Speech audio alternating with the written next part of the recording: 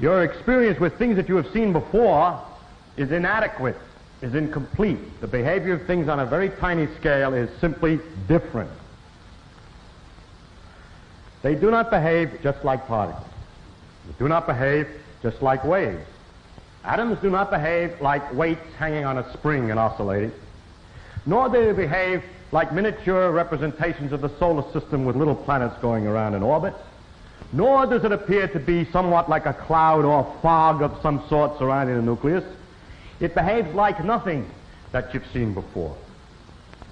Well, there's one simplification. At least electrons behave exactly the same in this respect as photons. That is, they're both screwy, but in exactly the same way.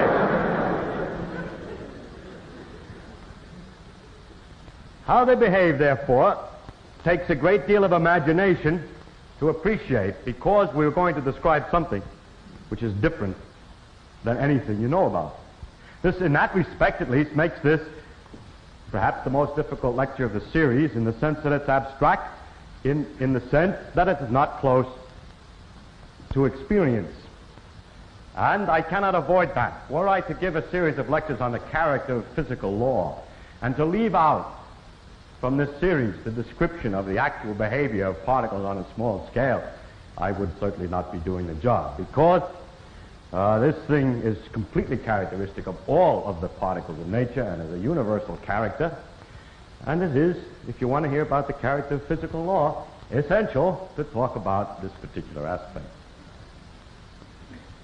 So it will be difficult.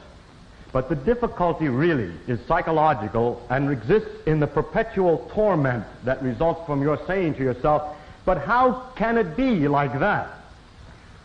Which really is a reflection of an uncontrolled, but I say utterly vain, desire to see it in terms of some analogy with something familiar. I will not describe it in terms of an analogy with something familiar.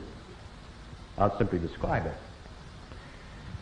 There was a time when the newspaper said that only 12 men understood the theory of relativity. I don't believe there ever was such a time. There might have been a time when only one man did, because he's the only guy who caught on before he wrote his paper.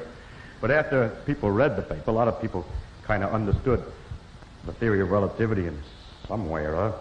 But more than 12. On the other hand, I think I can safely say that nobody understands quantum mechanics. Now, if you appreciate this and don't take the lecture too seriously, that you really have to understand in terms of some model what I'm going to describe, and just relax and enjoy it, I'm going to tell you what nature behaves like, and if you will simply admit that maybe she does behave like this, you will find her a delightful, entrancing thing. So that's the way to look at the lecture, not to try to understand. Well, you have to understand the English, of course.